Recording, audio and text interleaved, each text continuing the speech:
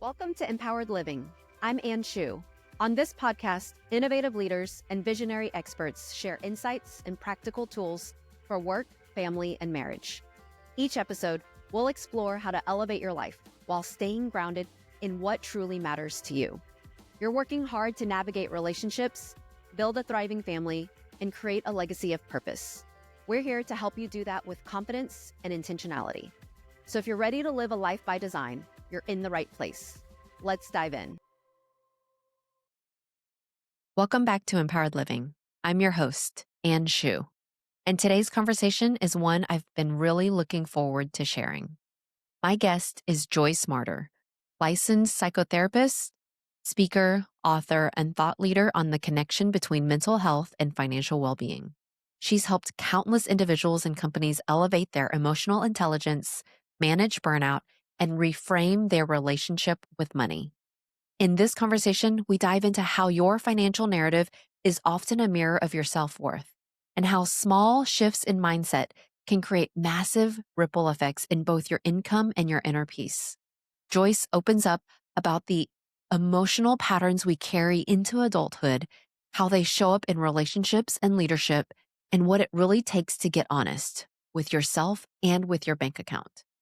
We also talk about the power of therapy, boundaries, and spiritual connection as tools for thriving in a high-achieving world, and how to spot when doing it all is actually just avoidance in disguise. This conversation is grounded, it's honest, and it's full of perspective shifts that will stay with you long after the episode ends.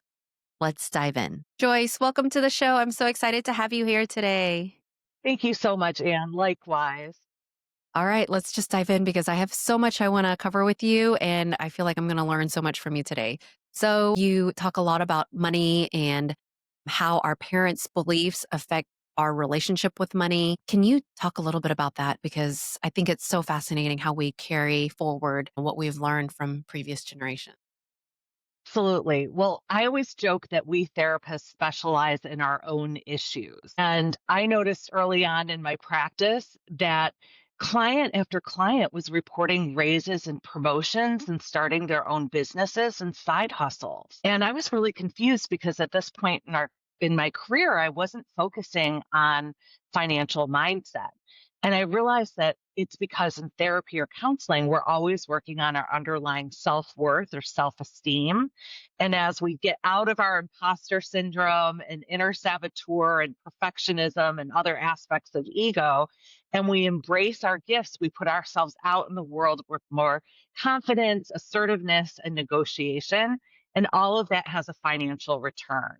And I was really interested in this because in my family of origin, my dad grew up during the Great Depression, and he lived in the inner city of Cleveland in a small apartment with multiple family members, and understandably had a scarcity mindset around money, that there wasn't enough food or resources to go around. Like many Americans are experiencing today with the economic uncertainty, the APA says that the economy and money are top stressors for Americans.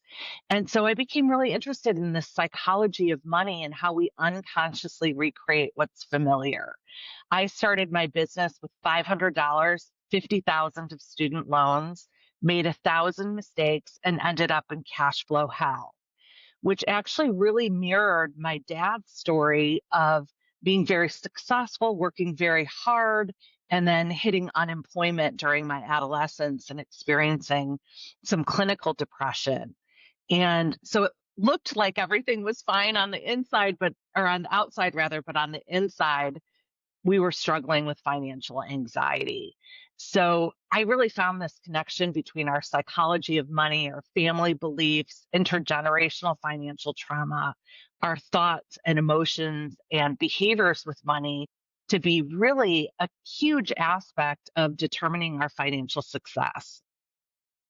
That that has got to be so common in the people that you work with. So I'm curious, do you ever see it go the other way, right? Like, do people experience something and they have an opposite effect? Absolutely. I've known a lot of people who have grown up in poverty or grown up with financial traumas, maybe their parents dealt with addiction or other health issues, mental health issues, and they weren't able to financially provide for the family. And that can sometimes cause a pendulum swing into almost workaholism, which is actually what my father kind of went through. And in some ways, I did as well. And it's basically a fight to not go through what we went through at a younger age because my dad ended up being unemployed during most of my adolescence during the automotive recession. And that was pretty financially traumatic. I don't so often see it the other way around where people from wealthy families struggle unless it's some sort of boundary issue with the parents or failure to launch or some trauma or confidence issues in the individual that's causing them difficulty in separating and individuating and succeeding in their own right financially. Yeah.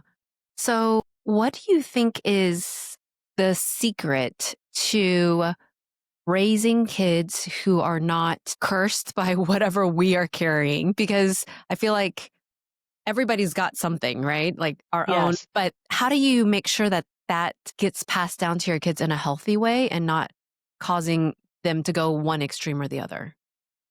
Well, again, I'm a therapist and I'm really passionate about removing the shame and stigma around mental health and financial stress and struggle. So I think we all need to do our inner work, and that includes our own personal counseling or therapy or spiritual work so that we can heal and recover from our past traumas, including financially, so that we can be the healthiest role model for our kids. And with regard to our finances, I think really doing a deeper dive and thinking about what were the early life messages that we received about money? And that might have been from our parents, our grandparents, from cultural or religious teachings. They might have been gender messages about what our rules and expectations are for ourselves. And some of those may have served us well, and some of them may have caused us financial harm. So we want to be mindful of those belief systems because, according to cognitive behavioral therapy, our thoughts precede our emotions and behaviors. So if we have fear based, negative, and catastrophic thoughts around money, that can fuel money anxiety and stress. And so the more that we cultivate mental and financial resilience, and I believe that involves, again, doing this deeper work, being mindful of our self talk with regard to money, and also applying mindfulness to money. Really being present and conscious of our relationship with money, having healthy financial boundaries. The biggest way we can influence our kids is by being a healthy role model. And if we are dealing with our own financial stress and sort of putting that on our kids, it can be very financially traumatizing for them. And so we want to be mindful of what messages we're giving them. I am a huge believer in promoting financial literacy early on and sort of removing the taboo about talking about money. Because I think many of us grew up learning that money is something very private. We don't talk about it with others. And so we don't have that skill set. But by not talking about money with others, we're robbing ourselves of other people's knowledge and wisdom and experiences. And we can suffer in silence while we're comparing our insides to other people's outsides. So I think if we can model to our kids early how to learn about money, the value of money, teaching them the basics of budgeting and personal finance, and then also having financial transparency. For example, I just wrote an article for Forbes on how to give our kids financial roots and wings with college and really encourage them to have skin in the game so that they feel empowered, that they can contribute, and that actually is really helpful for their development emotionally and financially. What are some things like if somebody's listening and they've got kids, what are some things that they could be listening for to create some awareness around where they might be unintentionally sending a unhealthy money message to their kids? Well, I noticed I'm a person who went through divorce. And when I went through divorce, I noticed that my girls had more financial worry and they seemed to be almost fearful of spending money. And I thought that that was maybe a normal response to them picking up on some of the financial conflict between me and their father.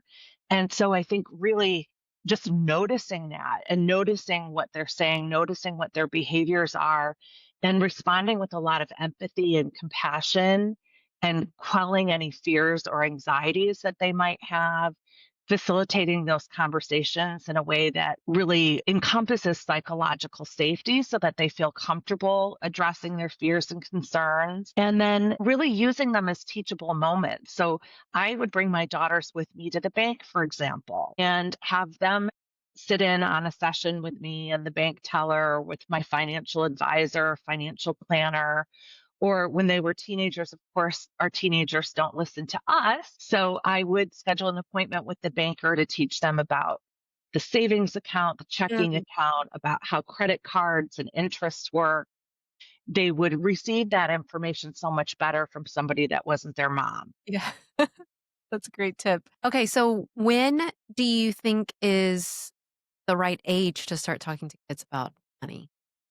I think early on, I mean, even in kindergarten and early primary education, kids are learning a little bit about money. Even in video games, they might begin learning about currency. So having some of those conversations, even when you're at the grocery store, to say, do you notice that there are different prices for these different kinds of apple? And what do you think that means if we choose the most expensive price each time? What does that mean for what we have left? And just having those teachable moments throughout making any decisions that you might make financially, it really gives them some perspective. And then having, if you give them some allowance, or if they begin to earn some money, which I always encourage. My kids babysat and house sat and eventually had their first hostessing job, and waitressing jobs. And I encouraged them to negotiate their pay, and we role modeled that. And then we worked on spending within their means, treating themselves, but also saving and investing for the future. Great, I love that. So, what is the connection between your self-worth and your net worth, and why are those 2 things why do they feel so intertwined?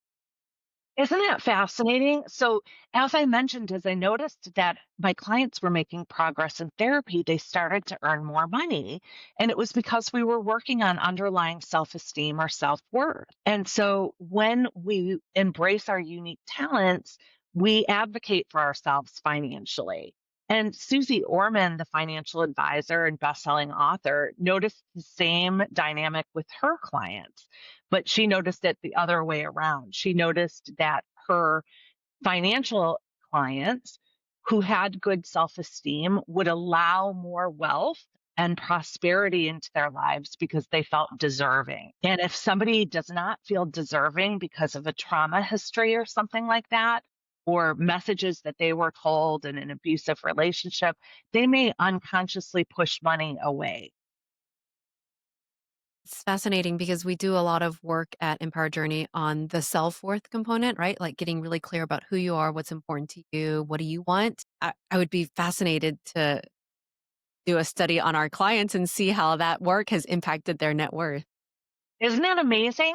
And Susie Orman said it doesn't work the other way around. Oh, For individuals who have a lot of money, who haven't done that inner work like you do at Empowered, then they're still not happy or still not feeling content or joyous. So we've got to do the inside work, amen. and that is outside sort of benefit of falling into what I call the flow of abundance and prosperity. And I think it's really important because I see in my practice that a lot of us, and I did this myself, push away financial success because of guilt or people pleasing, or we feel like that's selfish. So as a business owner, I was taking care of my staff and my clients and my partner and my children, and neglecting myself financially. And it took me hitting rock bottom, really, to have my CPA say, Joyce, you deserve to make a profit. And it wasn't until I did that work on my self esteem to know that I really did deserve that. And that isn't selfish. And in fact, when my company did better, I could pay people better, give them better health insurance, and provide more pro bono and sliding fee services to people who couldn't afford counseling or therapy. So when we have more, we can help more. And what's interesting about this whole idea is it's not what society tells us, right? They tell you make money and you'll be happy. Make money and you will feel confident. Make money and you will um, feel fulfilled, right? But Yes. it's actually the other way around. Yes, I firmly believe so. And according to research, there's four money scripts. They are money worship, which is that idea that money is going to bring happiness, money status, which is the idea that money is going to make us feel worthy if we're driving the right car or carrying the right handbag. And then there's money avoidance, which I see a lot in helping professionals and people who maybe don't have a business background and money is an overwhelming topic. And the only healthy money script is money vigilance. And that is financial consciousness, where you have a budget, you have a system, you communicate with the people that you have financial relationships with, and you live in financial reality, planning for the future. So, what do you see some indicators that somebody's got an unhealthy money script? Like if somebody's listening, what are some symptoms, if you will, that they could, if you that you could share that they could be like, oh, okay, I think I have this money script. Yes. So I'm going to reframe it a little bit and explain that I think that healthy self esteem is midway between diva and doormat. And dudes can be divas too. Yeah. And the diva or divo is maybe entitled, grandiose, more aggressive, not respectful of other people's financial boundaries, and may live beyond their means. And these are people who may have some narcissistic traits. They may eventually get caught up in lawsuits because they're not treating other people well. And then on the very opposite end of the continuum, we have the doormats who tend to be under earners, more passive or passive aggressive. They allow their financial needs to be compromised by employers or clients or partners or family. And healthy self esteem is in the middle, where we demonstrate respect for ourselves and others. We communicate our financial boundaries assertively and clearly, and we sort of balance that financial wellness in our relationships in a way that is fair and mutual. And it's really a skill we all need to develop. I'm a recovering doormat that sometimes veers dangerously into diva. And so I have a financial advisor and a CPA and my husband who all help keep me in check. And that's important for each of us to have sort of accountability partners and coaches and advisors and friends and family who are going to help us work toward that healthy balance. Yeah. Do you find that if people are like a financial doormat, that also applies to other areas of their life, like that type of personality trait? Yes, it can happen a lot. So people who've been abused or neglected or grew up in with domestic violence or something like that, their boundaries have never been respected and have been violated in the past. So that feels normal. And we all unconsciously recreate what's familiar until we heal and recover and become aware and develop those skills and the empowerment to change our lives in those important ways. So, myself as a recovering doormat, I use tools from psychology to improve my confidence, my financial literacy, my money mindset, and was able to, along with the help of many others, successfully sell my business 7 years after facing bankruptcy for more money than I would have ever imagined making in a lifetime. So, I've really dedicated my life to removing the shame and stigma around mental health and financial stress, the connection between them, and providing practical tools for people to heal, recover, thrive, and prosper. So if somebody is listening and they're like, oh, I think I might need to talk to my therapist about this. What's the question that you would have them kind of sit with before they go to their therapist? Like, if they're going to take a clarity break or do some journaling, What's the question that they should really be thinking about before they try to process this? Well, I'm glad that you asked that because my book, The Financial Mindset Fix, is actually a step by step program with journaling prompts and self assessment tools and proven exercises from psychology.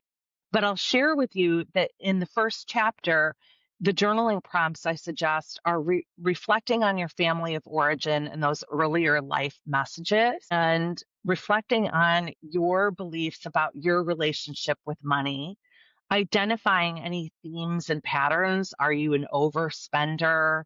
Are you sort of fearful and miserly and don't even treat yourself within your means because you're so afraid?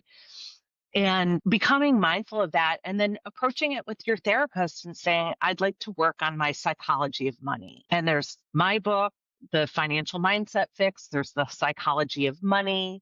I like Ellen Rogan's Messages from Money, Jen Sincero's You Are a Badass at Making Money. There's a lot of fun books to read and to delve into this behavioral finance work. And it is really fascinating because I think that money is a lot like food and exercise, where we all know we need to earn more than we spend and we need to save and invest for the future. But it's our psychology that gets in the way and we cause self limitation and self sabotage.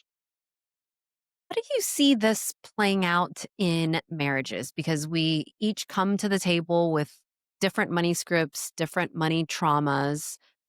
How do healthy couples navigate these differences?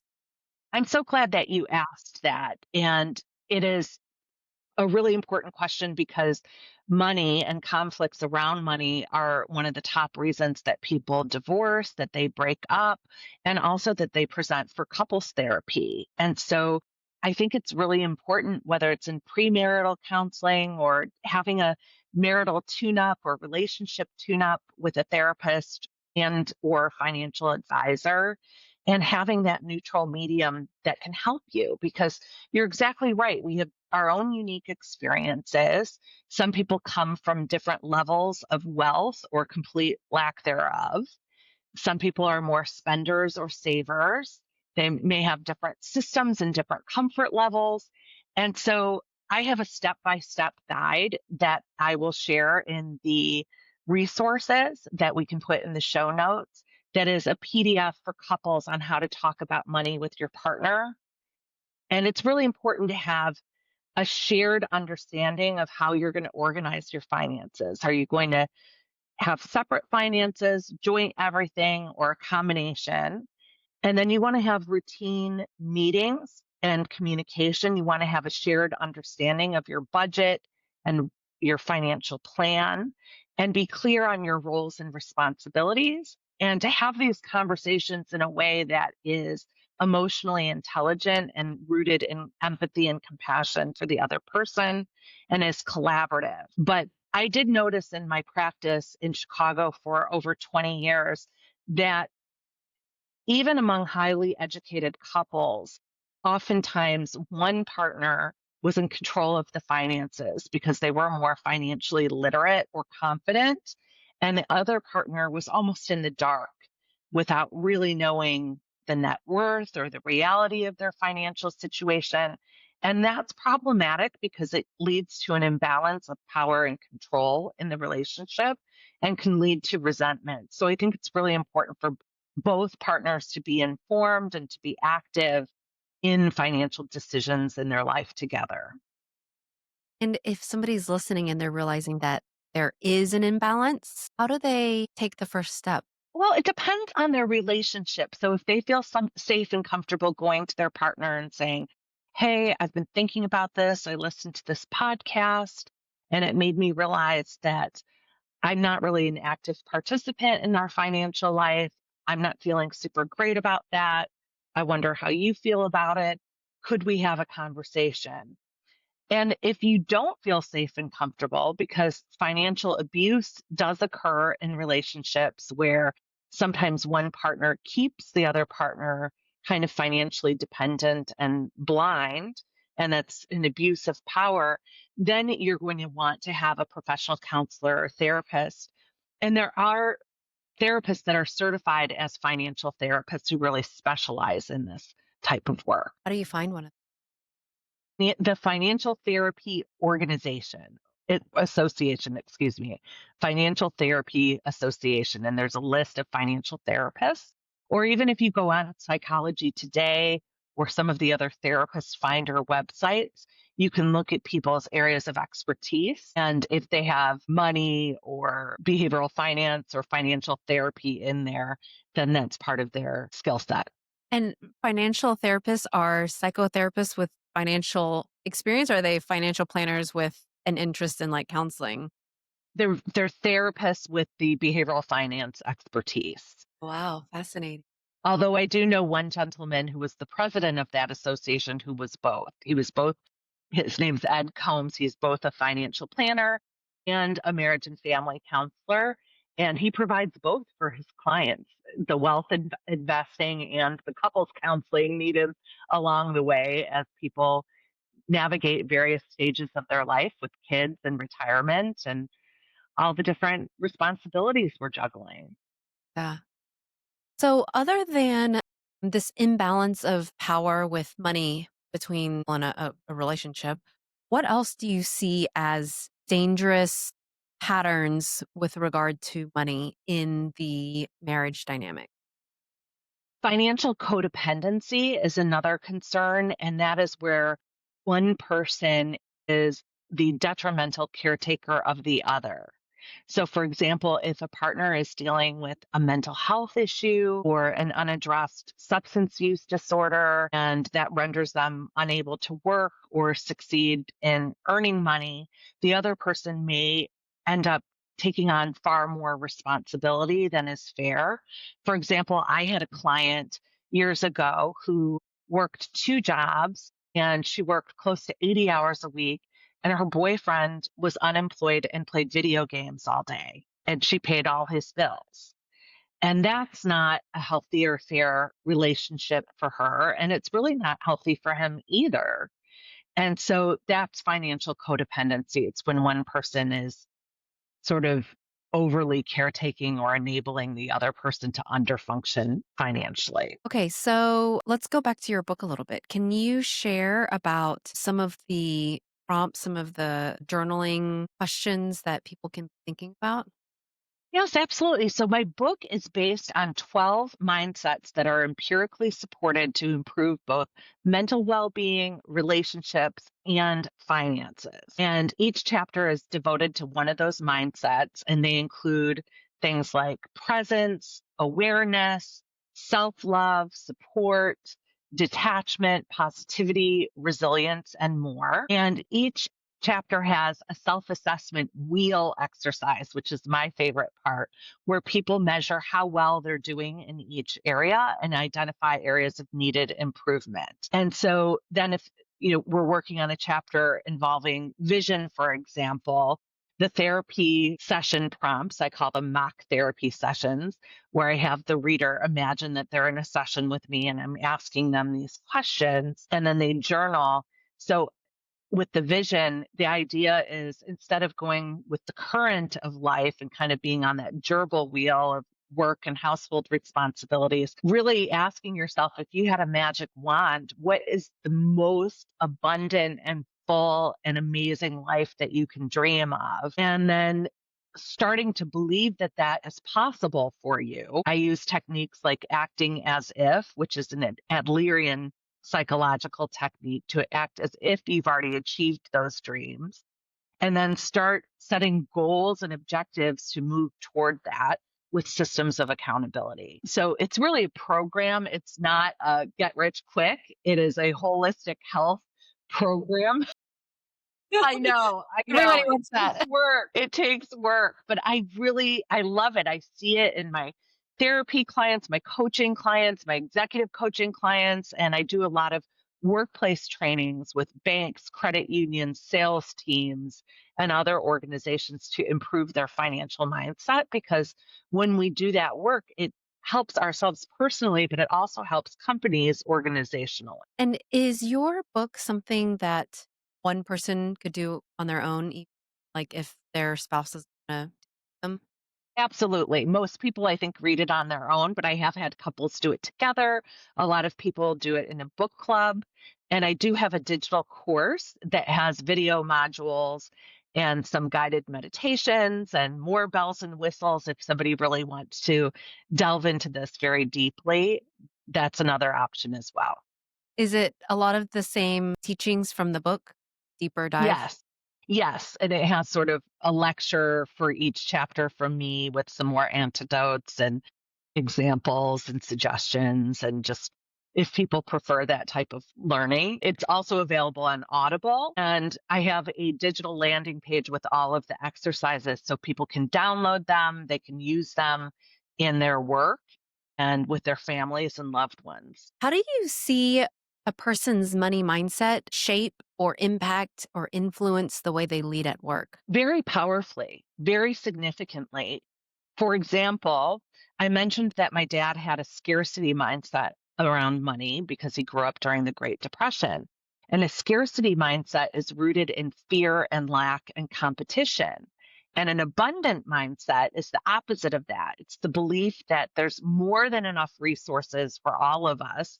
And so we can be collaborative, we can be generous with others. So if somebody has a scarcity mindset and they're a leader at work, that's going to lead to negative thoughts, fear based thinking, working in silos, hoarding information, not sharing it with others for fear that maybe someone else would get the promotion if you share what works well for you in your role. And if somebody has an abundant mindset, they're going to be a lot more generous. For example, when I owned my large private practice, I taught many other clinicians how to grow their practices. And many people said to me, "Why are you creating your own competition?" And I said, "Well, I don't view it that way. I view it that there's more clients, there's enough for all of us. And the more of us doing this work, the better. And by helping others, then they would refer to me if they had a client that they weren't able to take or they knew of a speaking engagement that was a good fit for me." So it actually increased my prosperity to help my quote unquote competitors. I love that abundant mindset. Okay, so before we wrap up, I would love for you to just share. I mean, I know you've already talked about your book and the course, but is there anything else that you're working on that you're excited about? Well, I recently earned my certified speaking professional credential. I give about 50 to 60 corporate keynotes and presentations across the country, across industry. And I love doing that. It really fills my cup, and I'm looking forward to doing more of those in 2026. Love that. Okay, and if people want to learn more, can you just share? I know we'll drop links into show notes, but if you could just share how, what's the best way for people to get in touch with you to learn more about the work that you're doing? Absolutely. My website is my name, joycemarter.com, JoyceMarter.com. And I'd love to connect on LinkedIn and definitely would appreciate some Instagram love. And I'm happy to respond to direct messages. Love that. Thank you so much. And we'll include all those links in the show notes, as well as the PDF resource that you mentioned. Absolutely. It was such a joy to have you here, and I am so appreciative of you spending time with us today. Thank you so much for sharing your wisdom with us. Thank you, Anne. I'm very grateful as well. Thanks for tuning in to Empowered Living. I hope today's conversation sparked some inspiration and gave you tools to live more intentionally in your family, work, and life. If you enjoyed our episode today, be sure to subscribe so you never miss an inspiring story or actionable takeaway. And if you know someone who would love this episode, share it with them. Because living an intentional life is better when we do it together. Until next time, remember, the life you want doesn't happen by chance, it happens by choice. Let's keep creating it one step at a time.